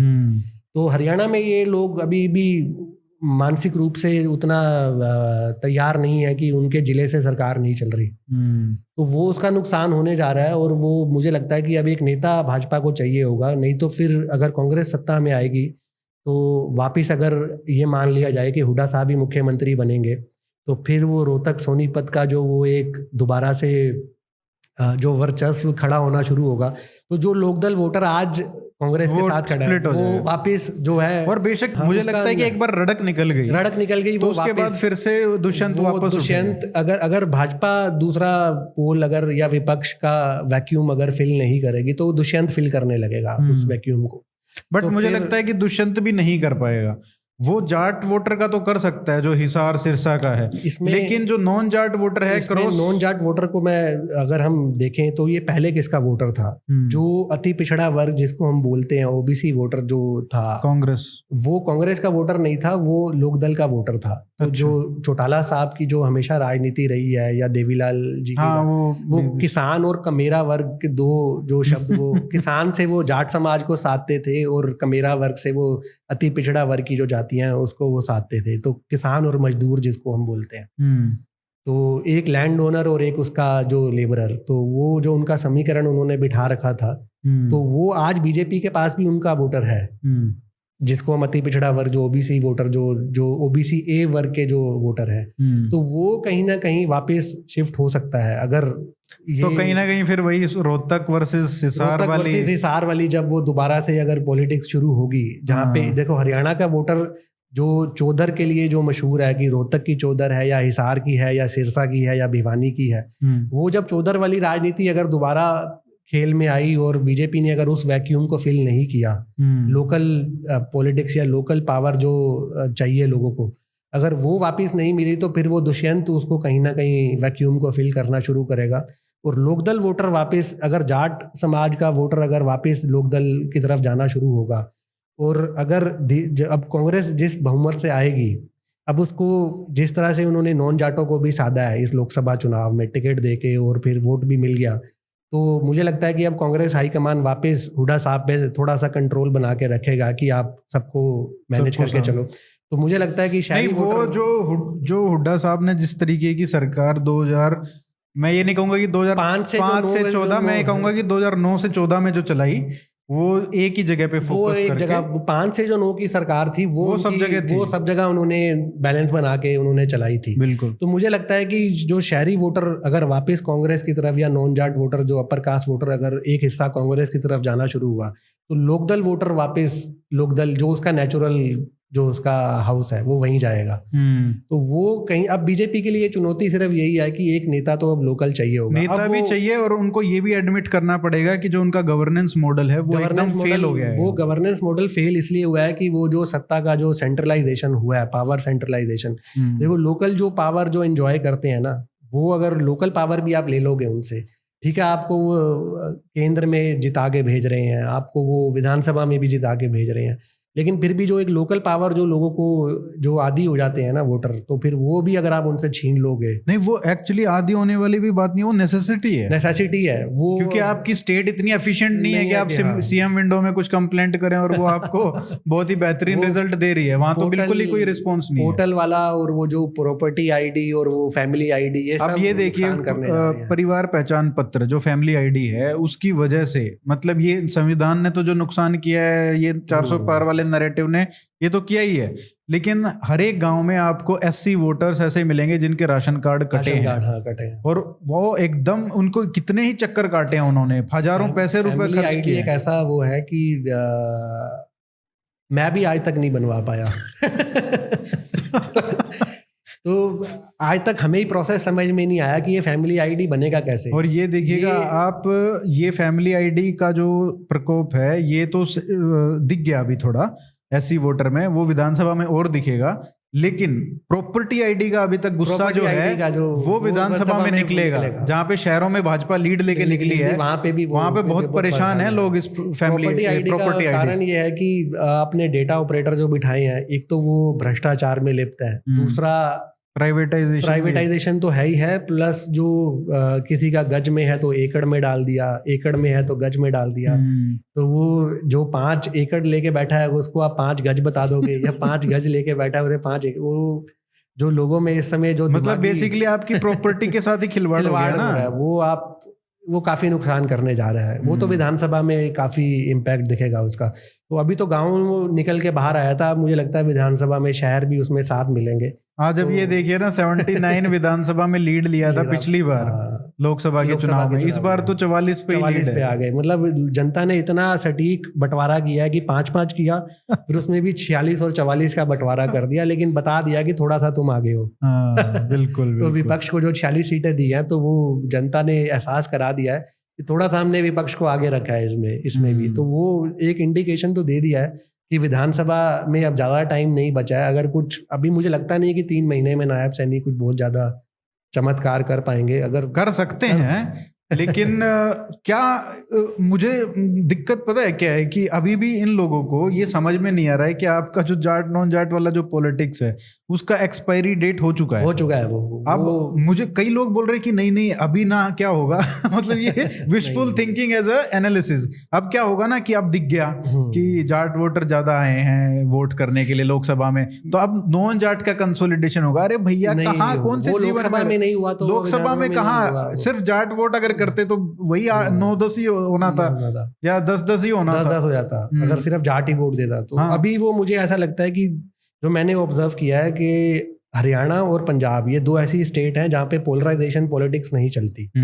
जहाँ पे लोग आदी नहीं है उस तरह के पोलराइजेशन के लिए, चाहे वो कास्ट का हो चाहे वो धर्म का हो, वो इफेक्टिव नहीं है यहाँ पे। वो भाई हरियाणा ने एक एक्सपेरिमेंट करके देख लिया, अब लोग उस चीज को अब वो पीछे छोड़ना चाहते हैं। वो पॉलिटिक्स कास्ट पॉलिटिक्स थी लेकिन वो पोलराइजेशन वाली पॉलिटिक्स नहीं थी पहले, जब वो भजन लाल जी थे या रीजन की पॉलिटिक्स, ओरिजिनल पॉलिटिक्स भी थी और कास्ट की भी होती थी, लेकिन वो पोलराइजेशन नहीं होता था कि सब तलवारें खिंच गई हैं और एक दूसरे के खिलाफ खड़े हो गए हैं। तो वो पॉलिटिक्स से अब हरियाणा बाहर आ गया, वो वापस प्री 2014 ईरा की तरफ बढ़ रहा है जहाँ पे पोलराइजेशन को अब एक्सेप्ट नहीं करेंगे। क्योंकि हुआ क्या है कि पिछले 7-8 साल में अगर आप देखो तो एजिटेशन, प्रोटेस्ट, दंगे, यही सब बहुत ज़्यादा इन्होंने ये ज़्यादा खबर बनी है इनकी। तो हरियाणा जो एक प्रोग्रेसिव स्टेट और जो इकोनॉमी और बिजनेस और उस सब इंडस्ट्रियलाइजेशन के लिए मशहूर है, या जो लोगों का भी फोकस है आगे बढ़ने के लिए, एस्पिरेशन के लिए, उसको कहीं ना कहीं एक जो चोट पहुंची है उससे लोगों को अब लगने लगा है कि नहीं ये मतलब बात ये है कि पोलराइजेशन चल सकता है। मतलब आपने 2019 में बहुत अच्छा सा, लेकिन उसके अलावा क्या कर रहे हो?